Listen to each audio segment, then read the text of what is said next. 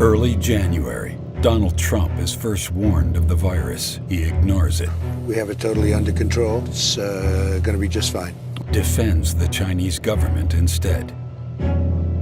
January 30th, Trump's own cabinet secretary warns of a pandemic, raising concerns that the Chinese government isn't being transparent. Trump calls him an alarmist. We think we have it very well under control. We're working very closely with China and other countries, and we think it's going to have a very good ending for us. The next day, the Dow plummets 600 points. Desperate to protect the stock market from sliding further, Trump continues to deny the threat and praise the Chinese government. We're doing great in our country. China, I spoke with President Xi, and they're working very, very hard, and I think it's going to all work out fine. Looks like by April, in theory, when it gets a little warmer, it miraculously goes away. But global cases more than double, spreading to over 24 countries. February 25th, one of the CDC's top experts, Nancy Messonnier, speaks out, warning it could soon become a full-scale pandemic. Disruption to everyday life may be severe, and I told my children that while I didn't think that they were at risk right now,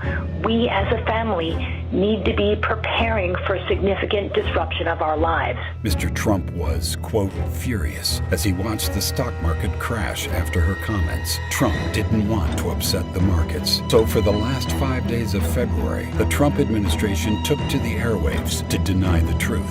We have contained this, I won't say airtight, but pretty close to airtight. Thanks to the president and this team's aggressive containment efforts, this disease, as Dr. Shook had said, is contained. February 27th, the market sees through the denials. The Dow continues to plunge, but Trump keeps up the false message. It will go away. Just stay calm. It will go away. I think we're going to get through it very well. April turns into May. The virus doesn't disappear. There is no miracle. The cases mount. The death toll grows. More than 33 million Americans lose their jobs to the pandemic.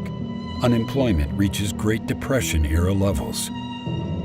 Donald Trump doesn't understand. We have an economic crisis because we have a public health crisis. And we have a public health crisis because he refused to act. Donald Trump didn't build a great economy. His failure to lead destroyed one.